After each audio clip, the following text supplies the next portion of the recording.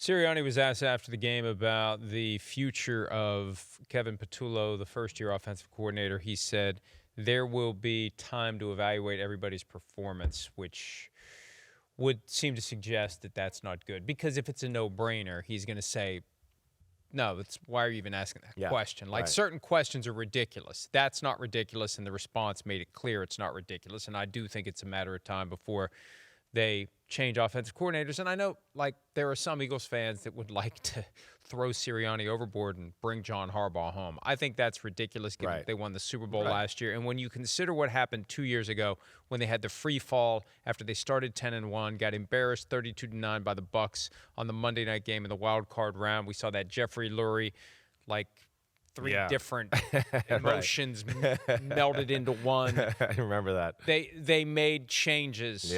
Offensive and defensive coordinator, bring Vic Fangio back after he had that one-year detour to Miami, move on from Brian Johnson, bring in Kellen Moore, and it all worked. I think Nick Sirianni on the offensive side of the ball is going to have to go in and convince Jeffrey Lurie he's got a plan. Again, not that he's going to get fired, but it's on Nick Sirianni. The Super Bowl win has bought them some leeway.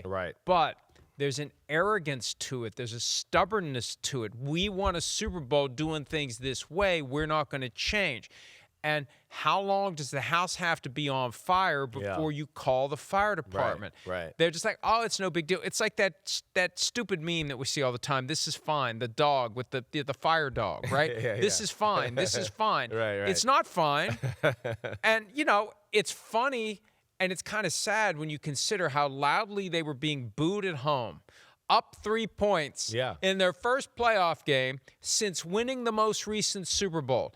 But when you look at the full scope of the season, you understand it. Because this is the thing, and fans get mad when people in the media point out the thing that they are most concerned about, that they don't want to hear about. They want to tune into ESPN or wherever and hear how great their team is. Good Morning Football. Everybody's going to win the Super Bowl, right? Everybody's great. Let's give everybody a Super Bowl trophy. Let's just do that. They don't want to hear the things they're worried about. What happened yesterday for the Eagles is the thing that they were all worried about, because you're not paying attention if you weren't worried about it. It's the thing you should have been petrified of. It's the thing they should have known to fix, and they didn't fix it, and that's the problem. So now the question in the offseason is, are you going to fix it, or are you going to say, hey, we won the Super Bowl in 2024, no, that's what happened with this year. You're exactly right. Well, because in all honesty, their passing offense, and here, listen to this, everybody. Last year, their passing offense was worse than this year.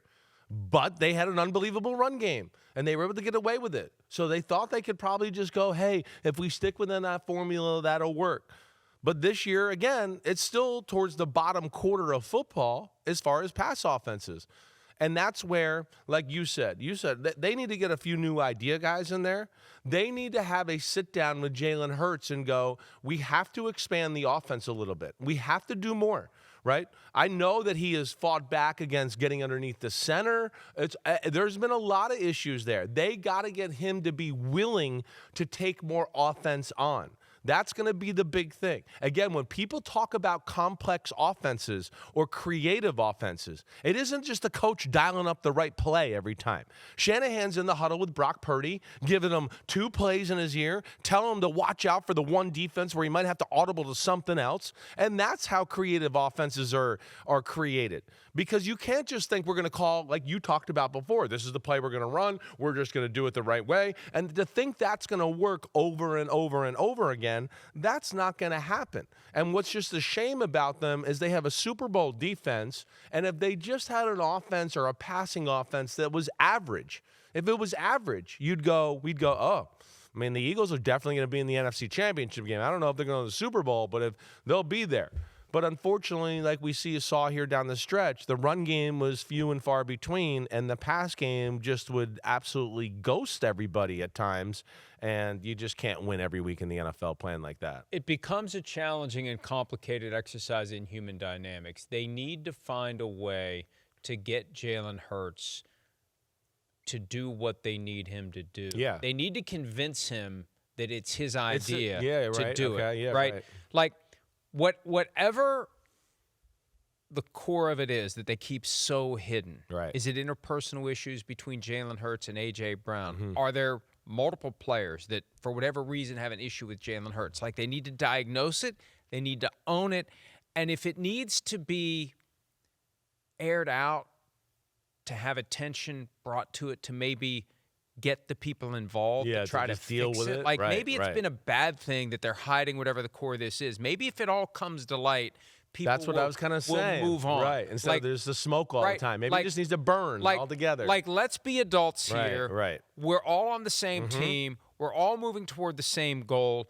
We won a Super Bowl despite these interpersonal issues that are causing whatever it is. Let's sit down. We are people of goodwill with true intentions, and let's work together to find a way to achieve our common goals. And if they can't, if they appeal to the basic, we're all on one side of right or wrong. We're all on one side of good or bad. It's just a question of finding ways to get us all to agree on what good means. Yeah. And let's all go do good. Right, let's all go be good. Right. If they do everything they can to get Jalen Hurts to come over to that side of it, not that he's on the bad side, I'm just saying let's all define good the same way. If they do that and it doesn't work, then they just got to move on. Yeah. And, I say this with Tua Tagovailoa. I've said it with other quarterbacks. You got to pay him. You don't have to play him. Just because he's on the team doesn't mean he has to be on the field. And, hey, you know what? He put you in a situation. You trusted him with this contract with all these different option bonuses, and you're pushing all the cap money out, and it's a genius thing as long as you can trust the player to do what you want him to do. At some point, if he won't do what you want him to do, you got to hold him as accountable as everybody else. That's right. And you got to say, oh, well, we'll draft somebody in round 7, and he'll be the quarterback. And you just have to deal with it, because I think that hiding whatever the issue is, whatever the problem is, trying to patch it in lieu of changing the tire. Like, at some point, you can't patch the inner tube anymore. You just have to change the tire. Right. And I think they're getting to the point where they have to decide, can we patch this? Can we change it? Is there some other solution? Do we just get rid of the wheel? Like, what do we have to do here? And I think job number one is to just work as best they can to find common ground with Jalen Hurts, who should want to be as good as he can be. Right. And they should want to try to help him be as good as he can be. Exactly. Right. It's got to be mutual, though. It's got to be mutual. And, it's a great conversation, because so many quarterbacks, even the great ones, go through little lulls in their career. And sometimes they got to readjust the way they're playing. You've heard me say this, right? I took a lot of flack for this, saying this for a little bit of a while when I first got into sports media. But I was in New England when Brady was going through a little bit of a lull in his career. A lull. He was. I mean, they were on him when I was there because he would not throw the ball past 10 yards down the field. He would not do it. His play was not all that good, but the Patriots were winning. The Patriots went to the Super Bowl still in a year in 2011 against the Giants, where Brady didn't play great, but they got there. 2012, I was working there, right? He didn't play great that year, but they got to the AFC Championship game and lost to the Ravens. Then a year after that, 2013, they go and play the Denver Broncos, right? The year the Broncos go to play the Seahawks, the Broncos go all in and go, we're not going to let LeGarrette Blount run. We don't think Tom Brady can beat us. The New England Patriots didn't draft Jimmy Garoppolo because they thought, after that year, because they thought Tom Brady had 7 more years in him of awesome football play. They were like, Brady, it's coming to an end. They thought it was over. Like, he's not playing good. And what did Tom Brady do? So this is where I'm trying to get to my point here of he started to finally self-evaluate. We're on to Cincinnati, right? That game right there, that changed everything. 42-14, Monday night game. And he started to realize, if I keep playing this dink and dunk and don't let the ball go and start throwing the ball down the field like I used to when we were winning Super Bowls and all that, I'm not going to be the starting quarterback in New England anymore. And he changed from that moment on. And then, of course, we even saw him have to battle those kind of issues in Tampa, and Bruce Arians had to call him out. So to your point, your best players got to be held accountable too. Usually really high-functioning organizations hold their best players, maybe not to the stringent of utmost, like we've always talked. If Troy Aikman walks through the meeting, 1 minute late, okay. If it's backup guard, you might be cut. Okay, we know that. But still being accountable to what you're doing on the football field, That's important. And you can make these adjustments, and that's where hopefully you can see Jalen Hurts and them and all of them can get on the same page to improve this offense. That was very well said, but for one thing, it's most stringent, not stringent. Okay. Although stringent is a more efficient way to say most stringent. Look, as you started down that path, I knew exactly where you're going to go, because maybe what the Eagles need to do is draft a quarterback in round 2. That sent the message to Tom Brady. Like a little fire under his butt. Right. Like, either way, it's going to work. Either Jalen Hurts is going to step up or he's going to step off, and we'll go with the second-round quarterback. You can't just continue to tiptoe around it. That's the fundamental issue here. They tiptoe around their problems instead of solving them. A.J. Brown's the same thing. A.J. Brown's got to go. He's got to go. It's time, not because it's on him. It's just time. It's a dysfunctional relationship that needs to end. He, by all appearances, doesn't want to be there. They, by all appearances, would like to move on if they could find the right deal. He's got big guarantees for 2026, but it's just time. They had that thing on the sideline yesterday where Nick Sirianni's running down, and look, yesterday he slipped back into the demeanor of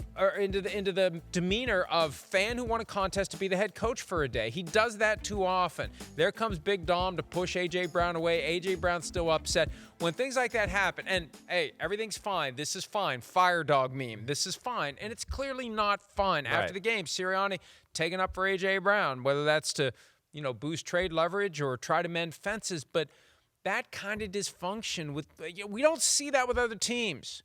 We don't see that. And when we do, something happens on the back end. It's not one of these situations where this will be fine, let's just keep going. Right. At some point, you have to admit we need to make major changes. And it's okay to admit we need to make major changes. It's okay to admit that maybe we failed. Maybe we shouldn't have given A.J. Brown his most recent extension. Maybe we shouldn't have layered Jalen Hurts' voidable years and option bonuses the way we did. Maybe we need a solution other than let's just find a way to keep this thing rolling. Yeah, no, I agree. I think that's what needs to be done. There's going to have to be some tough, long conversations, and they got to kind of reinvent how they're going to approach on the offensive side of the ball. But let's go back to those last 2 plays of the game again, because I just want to emphasize that, it's hard to have those type of plays, like I said, and just here, all right, can we rewind this? All right, so this is his third to last play. So that's great, all right? I wish you could rewind that one more time. If you guys can rewind that for me, go back here. Look at the bottom of the screen here. First off, he's got the slants on the bottom of the screen. Yep. He could have thrown those, but we left the pocket, and you didn't need to leave the pocket. The protection was absolutely fine.